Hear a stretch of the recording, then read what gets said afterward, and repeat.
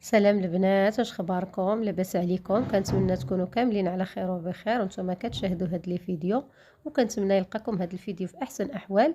غنشارك معكم الصفه بالقرقاع والتمر. بسم الله على بركه الله. غنبداو المقادير.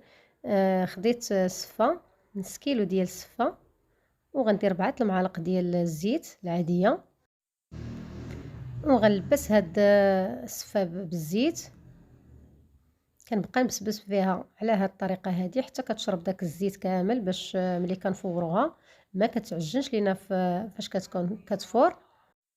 السفه من الاحسن كناخذوا نوعيه تكون مزيانه، اللي ما كتكونش كتعجن فاش كنفوروها، من الاحسن.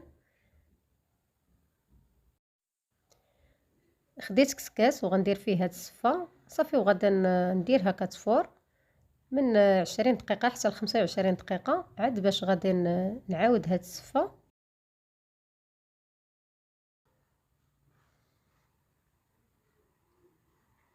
صافي وغنشعل عليها النار وغندير هاد الصفه كتفور، وغنحسب ليها من 20 دقيقه حتى ل 25 دقيقه. صافي عاد باش غنعاود هاد الصفه، اولا كنحسبوا ليها الفوره الاولى. هنايا من بعد ما دازت 25 دقيقه، انا دابا غادا نخويها في شي قصعه بحالها على هاد الشكل هذا، وغنخوي عليها داك الماء طايب فاش فارت هاد الصفه. كنديروا ليها هاد الطريقه هذه باش ما كتاخذش معنا وقت طويل في الطياب، ودغيا دغيا كتفور، ما كتقصحش لينا في الفوره، بحال كنعاونوها باش دغيا دغيا طيب. هنا غناخذ شي صفايه من بعد ما شربات داك الماء وغنصفيها كامله من الماء. هذه الفوره الاولى كنديروا ليها هاد الطريقه هذه، كنخويو عليها الماء طايب اولا كنعاودوها بالماء طايب.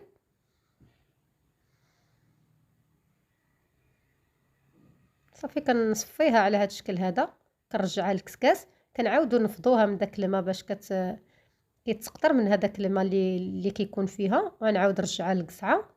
غنزيد عليها شويه ديال الملحه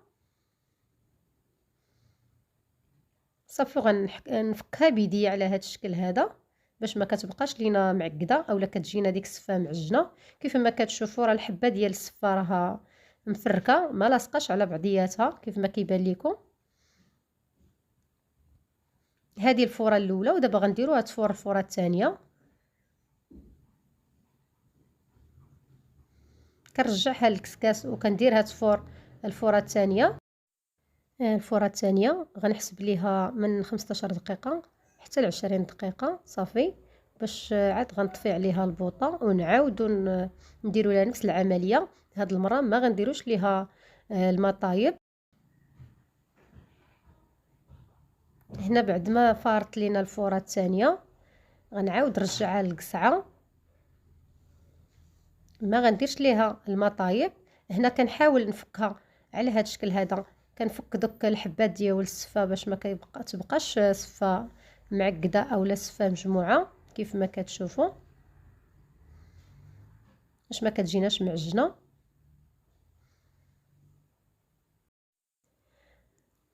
ومن بعد ما فكيت هاد الصفه زدت عليها كاس ديال الزبيب صافي، وغنديرها تفور الفوره الثالثه.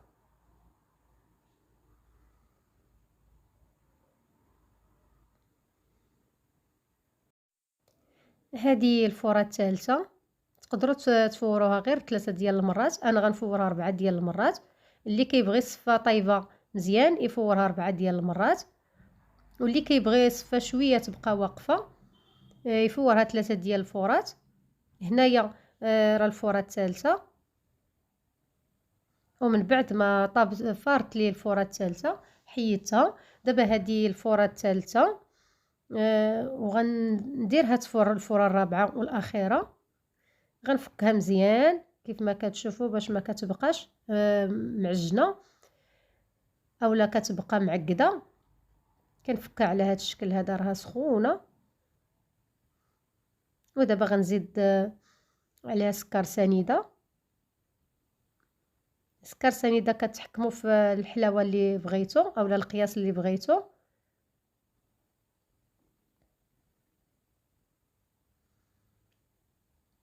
وكنلبسها مزيان بداك السكر، كندخل فيها داك سكر سنيده مزيان.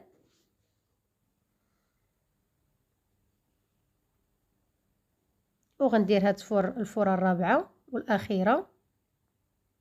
كيف ما قلت لكم البنات تقدروا تفوروها غير 3 ديال المرات.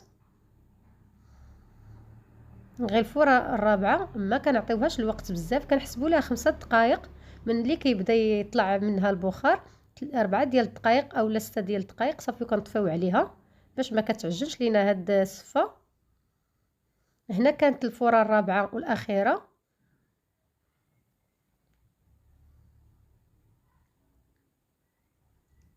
غنزيد عليها 2 معالق كبار ديال الزبده. غندخل فيها هاد الزبده مزيان حتى كتشرب لي هاد السفه الزبده كامله اللي انا درت.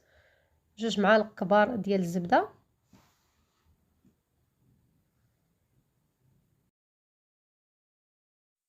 كيف ما كيبان لكم راه السفه طايبه ما شاء الله تبارك الرحمن وما معجناش. كيف ما كيبان لكم الحبه ديال السفه راه مفركه. هنايا خديت طبسيل. والتقديم كيبقى على حسب داكشي اللي متوفر عندكم اولا داكشي اللي كتبغيو اولا داكشي اللي كيعجبكم. انا اكتفيت بحبات ديال التمر وحبات ديال الكركاع وشويه ديال السكر كلاصي. على هذا الشكل هذا تقدروا تزينوا باش ما بغيتو اولا داكشي اللي عندكم. طريقه التزيين اولا طريقه التقديم كتبقى على حسب الرغبه ديالكم. زدت عليها شويه ديال الكاوكاو مهرمش وشويه ديال السكر كلاصي. درت شويه ديال الكاوكاو مهرمش مع الجناب، تزيين بسيط. وتقدروا تستعملوا داكشي اللي عندكم اولا تقدروا تزينوا باش ما بغيتو. كيف ما قلت لكم التزيين كيبقى اختياري، نتوما داكشي اللي متوفر عندكم اولا داكشي اللي كتفضلوا. زينتها بشويه ديال السكر كلاصي على هذا الشكل هذا وشويه ديال الكاوكاو مهرمش، حبات ديال الكركاع وحبات ديال التمر. طريقه بسيطه والمقادير بسيطه. كنتمنى تجربوها وتردوا عليا. خليو لي في الكومنتار قولوا لي كيفاش جاتكم الطريقه ديالي اللي وجدت بها السفه. وكان هذا هو الشكل الاخير ديال السفه. كنتمنى تعجبكم. وإلا عجبكم الفيديو ما تنسونيش من لي لايك واشتراك في القناه. خليو لي في الكومنتار البنات وخليو لي الراي ديالكم.